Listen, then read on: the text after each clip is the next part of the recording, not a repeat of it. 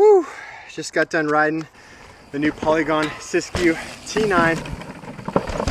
Purpose of this video was twofold. One, I wanted to do kind of an initial beat down ride on this trail bike right here, push it to the absolute limits. See what I love about this bike, give you guys an honest review about what I might need to change on this bike. Second of all, I'm out here at Everstoke.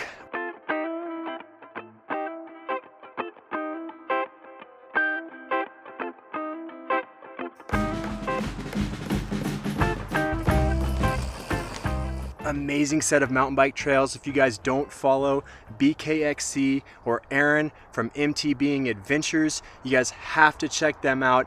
Everstoke is basically a plot of land that a couple mountain bikers bought that they're turning into an epic mountain bike destination. This trail is also very close to Downeyville, Mills Peak, a bunch of other awesome places to ride. My friends, we're back in Downeyville. Definitely look it up, everstoke.bike. But now let's get into the Polygon trail bike right here that I was riding and reviewing today.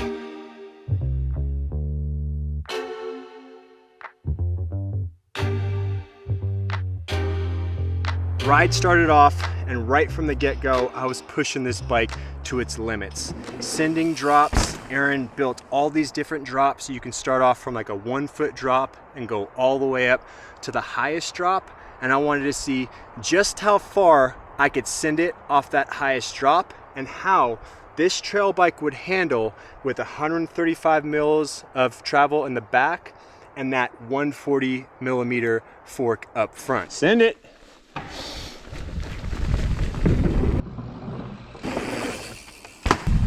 Oh, clapped it. Oh man, okay. So O-ring all the way up at the top on the fork right there. And yeah, O-ring's pretty much hanging off the back end of the shock right there. So yeah, I'd say I used all that suspension.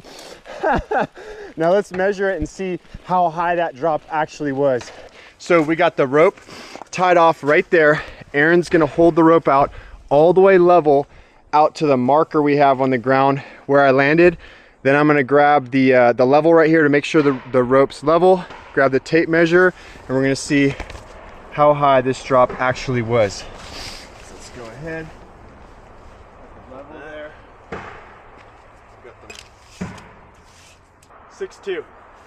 So definitely 6 feet for sure. Yeah, we'll just call it 6 feet, round it off to 6 feet. So hooking that drop right there kind of set the tone for the rest of the ride. Here at Everstoke, there are so many features to really be able to push your bike to the limits. So I was hitting everything I could, from nasty rock rolls to little drops that go into skinny sections.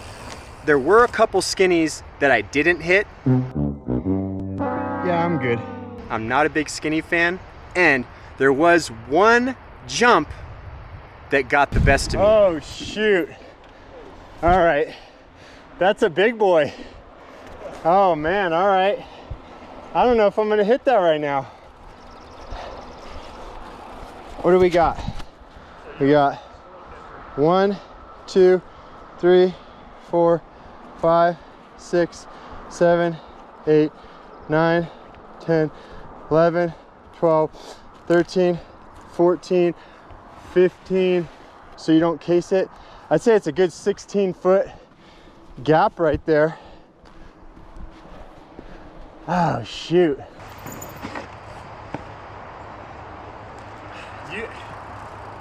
The lip feels smooth. Going that speed, like it's easily gonna throw me like to here without even trying. All right, you defeated me now, double. I'm gonna fucking come back and own you. But this Siskiu T9 with 29-inch wheels front and back, the 135 mil rear shock, 140 mil fork, nice short 425 mil chain stays, and a 500 mil reach in my size extra large, really felt great everywhere on the trail. It was climbing amazing on the way up, even with these big ol' 2.6-inch Assegai tires that I'll get to in a little bit when I talk about everything I want to change on this bike. It was still pedaling great, on the way up, that XT drivetrain was shifting perfectly. Even the cockpit, which I thought I would not like, felt really good and comfortable. This saddle, the WTB Volt saddle that it came with, is something I'm never gonna have to change. Love the padding on that saddle, perfect amount.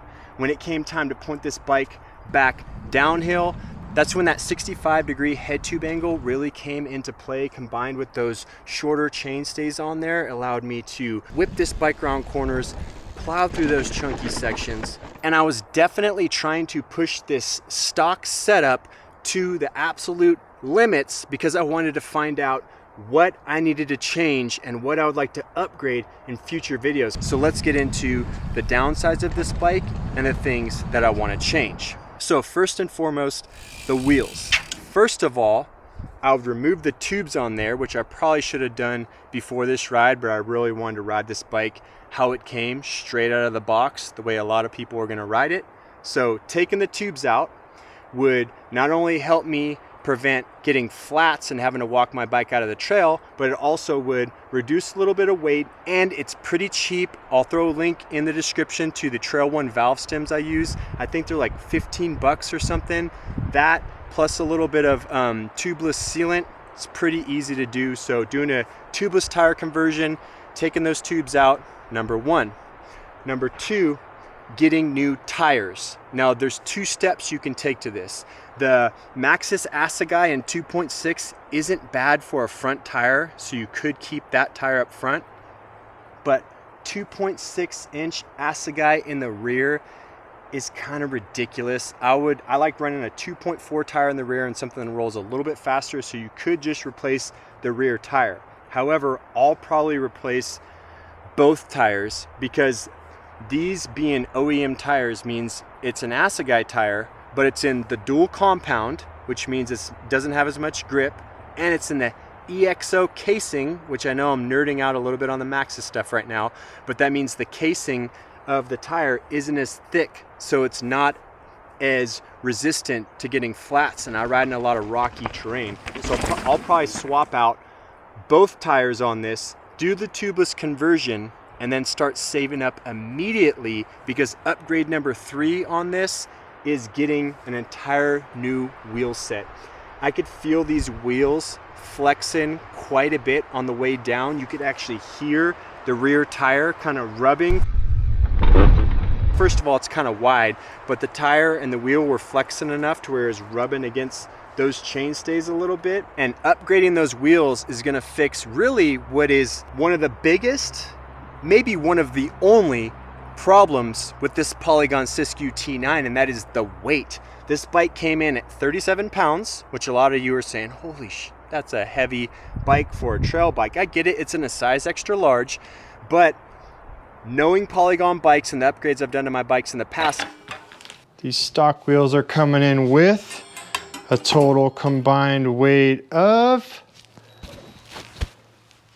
14 pounds, 7 ounces, or 6.5 kilograms. Damn, that's a heavy wheel. A lot of that weight comes from this heavy wheel set, the heavy tires on here, and the tubes that are in there. So if you can change out the wheel set, not only are you reducing the weight, but you're reducing the unsprung rotational weight and a little bit of that rolling resistance if you get faster rolling tires, which is really going to change the way your bike feels.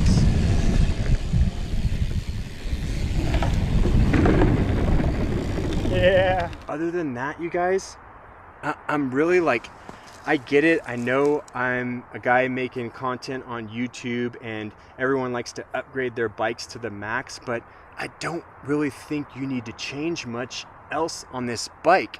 Dropper post lever. There you go. There goes an easy kill. I always like to upgrade my dropper post levers. That could help. I thought I was going to want to change out the bars and the stem because I like to run Trail One bars and stem. But if you guys see me do that in the future, it's just because I want to support Trail One. It has nothing to do with this setup. I think the stem on there is nice and short, and the bars, I actually liked them a lot.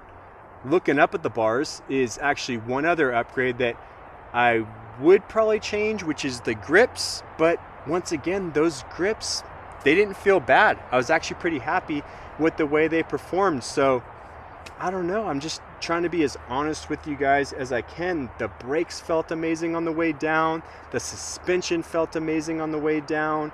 That XT drivetrain was shifting great.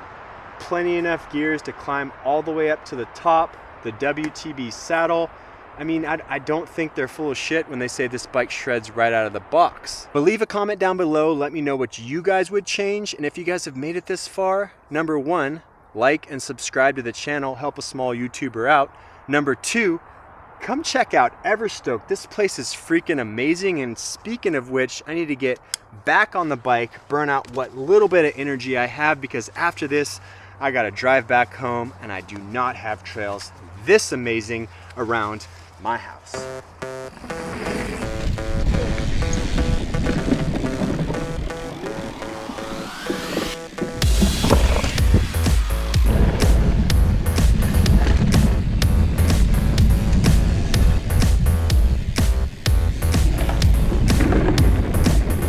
Yeah, I love wood features, so much fun.